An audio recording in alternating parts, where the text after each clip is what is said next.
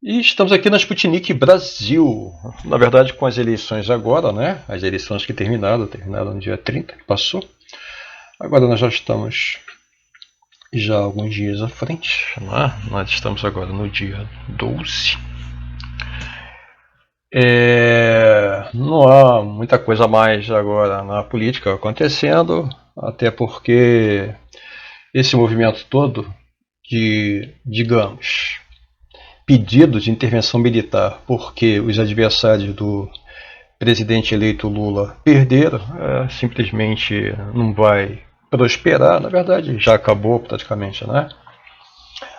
E aí eu acho que seria interessante a gente voltar com as pautas que, na verdade, aqui no nosso canal acabaram ficando em segundo plano, não só aqui, mas quanto também na mídia, né, que publica no Brasil, que é justamente essa questão da chamada Operação Especial Militar Russa, porque eu estou aqui na Sputnik. A Sputnik é um dos veículos de comunicação atrelados ao governo russo, assim como também a RT Russian Today, também, tanto a Sputnik Brasil quanto também a Russian Today, foram banidas do YouTube, por exemplo. Não é? Mas eu estou aqui então no aplicativo da Sputnik Brasil. E por que eu publico os vídeos da Sputnik Brasil? Porque eu quero levar a vocês uma outra faceta da guerra. O que se publica hoje nas mídias que estão sob controle do Ocidente, eu digo para vocês, a AFP, a Euronews, a BBC, essas vão sempre, a CNN, essas vão sempre dar uma versão que lhes favoreça e favoreça também a Ucrânia nesse conflito. Então você acaba ficando com uma visão unilateral, uma percepção unilateral, vendo só um lado. E é justamente isso que tanto a Euronews, quanto a BBC, quanto a AFP e as outras emissoras atreladas ao chamado atlanticismo, elas querem induzir a você que está aqui no Ocidente como eu. Tá? Você está defendendo a Rússia, a intervenção especial, a operação especial militar russa, segundo a Sputnik, ou guerra Rússia-Ucrânia. Cara, o nome é o que menos importa aqui. Eu não estou defendendo nada. Eu estou simplesmente trazendo a você, assim como eu gosto de me inteirar, os dois lados da história. Eu também vejo as notícias, tanto da BBC News, como também vejo também da Euronews, por exemplo. A Euronews, por exemplo, ela é claramente manipuladora da informação, pelo menos na minha visão em relação a essa questão do conflito. Claramente.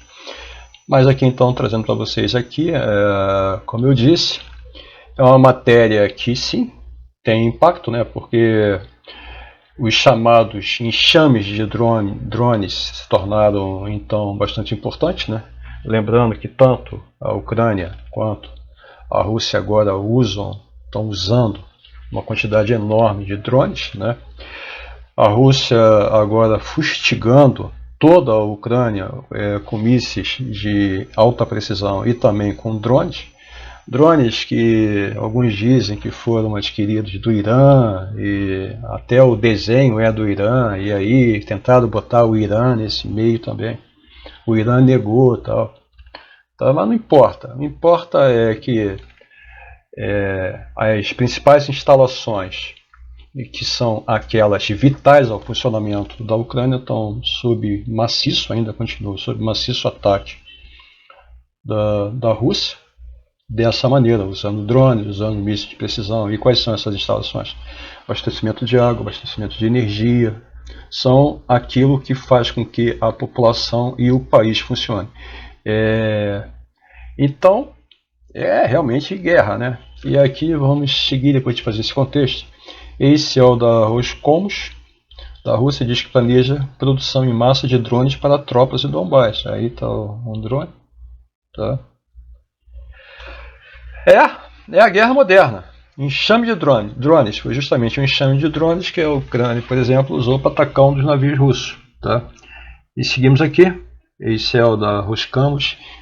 Dmitry Rogozin disse a Sputnik que seu grupo de inspeção de conselheiros militares na zona da operação militar russa na Ucrânia estava trabalhando com desenvolvedores militares para criar drones de ataque leve para tropas das repúblicas populares de Donetsk e Luhansk. Lembrando que essas duas repúblicas, não vou entrar aqui no mérito se os referendos foram ou não foram legais. O Ocidente diz que não foram legais, mas nós temos que entender que tanto em Donetsk quanto Luhansk, quanto nas outras duas localidades, também anexadas, né, Zaporizhia e uma outra,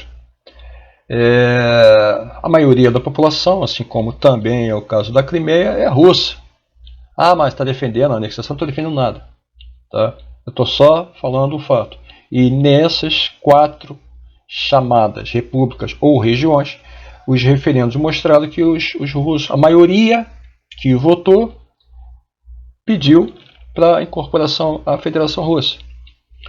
É justamente isso que está aqui. Desenvolvedores militares para criar drone de ataque leve para a tropa da República Popular de Donetsk e Luhansk, RPD-RPLs, incorporada à Rússia em outubro. Ou seja, a guerra agora ela mudou de contexto, né? Porque embora a Ucrânia ela considere as 4 regiões, essas 2 repúblicas, mais as outras 2, anexadas pela Rússia como seu território, os russos já referendaram como aquelas regiões fazendo parte da Rússia, ou seja, dificilmente vai haver uma volta nisso, não é? Então é uma guerra que vai se prolongar cada vez mais. Ah, mas a Rússia, a Ucrânia agora, ela recuperou uma cidade importante. Ela recuperou. É verdade, ela recuperou sim, mas isso na verdade não muda absolutamente nada diante de tudo que eu estou falando aqui agora, tá? Não se trata de comprar drones comerciais, mas sim da criação e de teste de drones leves de reconhecimento e ataque, que podem ter um sério impacto na situação da frente da operação militar especial da Rússia na Ucrânia, disse ele nesse sábado, acrescentando que os testes devem ser realizados em ambas as repúblicas. Quando o cara anuncia isso, isso já está pronto, né? Aí está uma figura, né? Após bombardeio em Donetsk, tropas ucranianas miram Luhansk com artilharia enviada dos Estados Unidos. Os Estados Unidos e demais países da OTAN estão armando, né? Senão a Ucrânia já tinha caído há muito tempo, né? Nós temos que aceitar uma realidade, não é?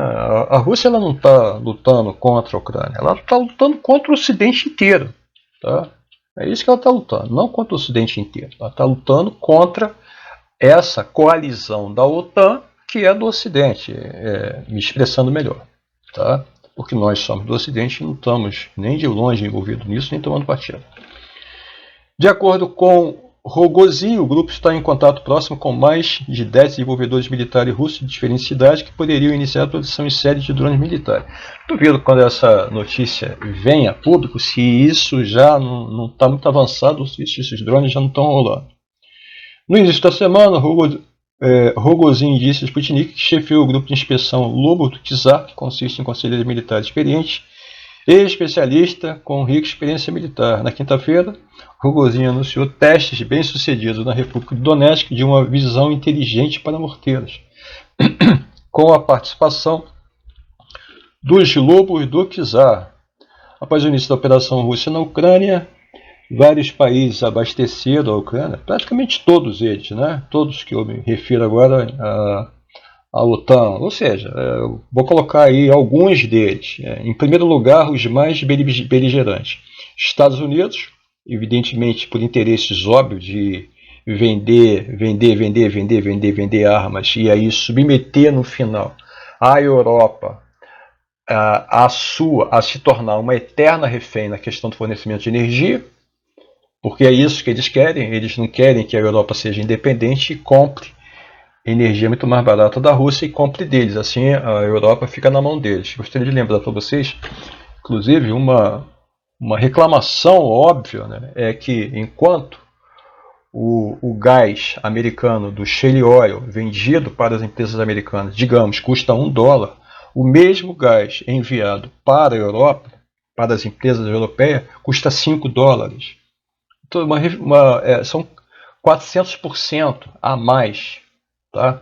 É simplesmente isso. Então, além dessa questão, o que nós temos é que a Europa vai aos poucos, já está perdendo as suas indústrias, está se desindustrializando, e os Estados Unidos então vão ter cada vez mais o domínio então da produção de bens, produtos de alta tecnologia e serviços, porque evidentemente que com a energia cara não tem como essas grandes empresas que são multinacionais se manterem em solo europeu. Algumas já estão saindo de lá. Após o início da Operação Rússia na Ucrânia, como eu disse, vários países abasteceram a Ucrânia com armas e adotaram sanções contra Moscou, incluindo a desconexão parcial da Rússia do sistema SWIFT.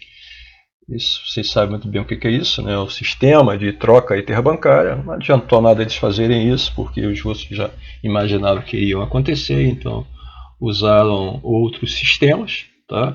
E também, hoje em dia, usam o sistema chinês, que é um SWIFT chinês, sendo que a própria Rússia também já tem o seu próprio sistema de troca interbancária, tá? Que é o SWIFT, conforme vocês estão vendo na sigla em inglês, para a Sociedade para Telecomunicações Financeiras Interbancárias Mundiais. Isso tudo está sob controle justamente dos Estados Unidos. Então, vocês entrarem em guerra? Tá bom, então vocês não vão mais poder transacionar nada.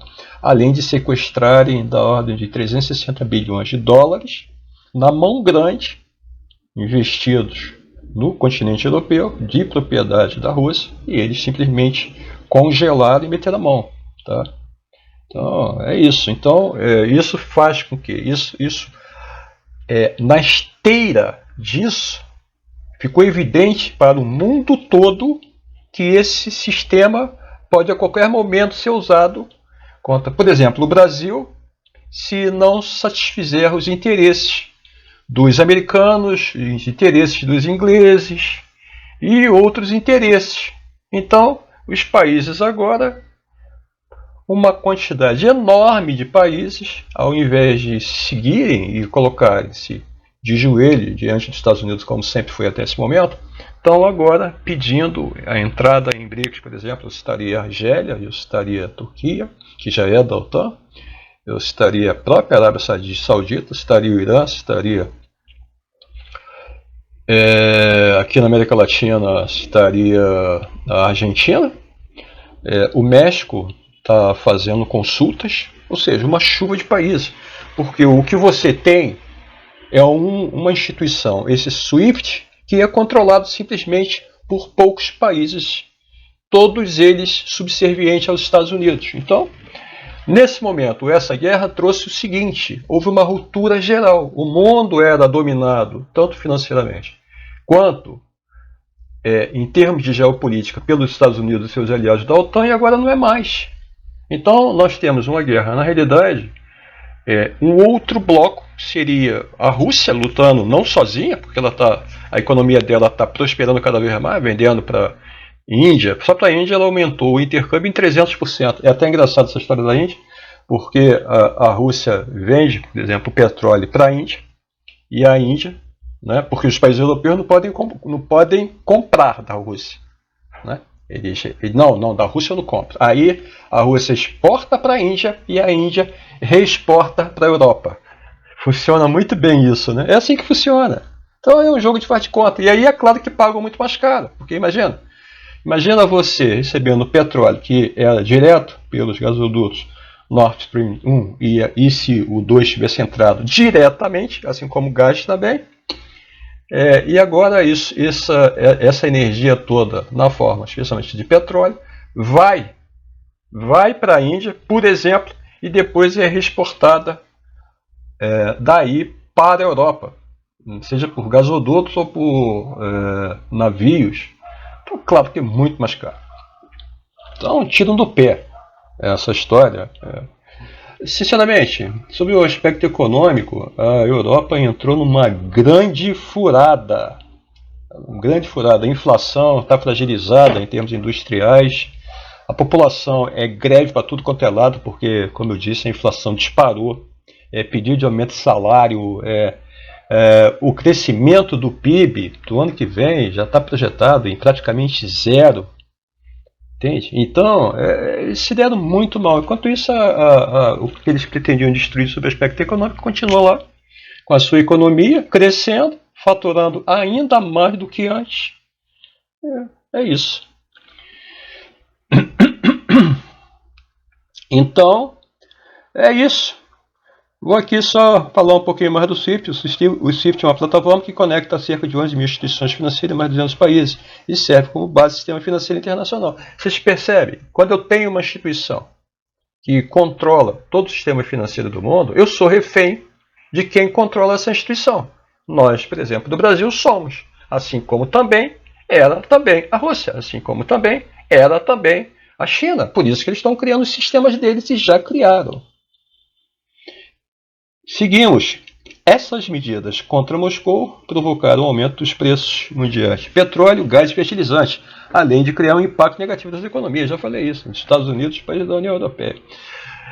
Engraçado que, se eu me referir agora simplesmente ao ano de 2022, eu estava lendo uma matéria da seguinte maneira. Mesmo com os boicotes todos dos Estados Unidos, forçando os países europeus a boicotar em geral, os números são os seguintes, em relação à quantidade de dinheiro que estava ou não sendo transacionado em relação ao ano passado, tá? 2021. O caso da Grã-Bretanha, da Inglaterra, né? É 70 e poucos por cento a menos, mas ainda mantém os 30% de negociação. Onde é que estão os 30%? Fornecimento de urânio. Sem urânio russo, as usinas termonucleares da Europa inteira, inclusive da própria Inglaterra, também não funcionam. Então está lá os 30% lá vendendo. Aí eles deram um jeitinho para esse recurso, esses 30% dessa energia estar fora desse pacote de sanções, porque aí eles ficariam simplesmente no escuro. Países como, por exemplo, a França, que é muito utilizador da energia nuclear, simplesmente apagaria inteiro. Então os caras continuam comprando urânio enriquecido da Rússia direto, entende? Aí, como eu disse, a Inglaterra reduziu em 70%, ou seja, mantém 30%. A França, eu acho que foi um número menor, em torno de 60% de redução, mas mantém 40%. Os Estados Unidos só reduziram 30% das suas trocas comerciais com a Rússia. O Schulz, o Olaf Scholz, a Alemanha, por exemplo, reduziu praticamente nada.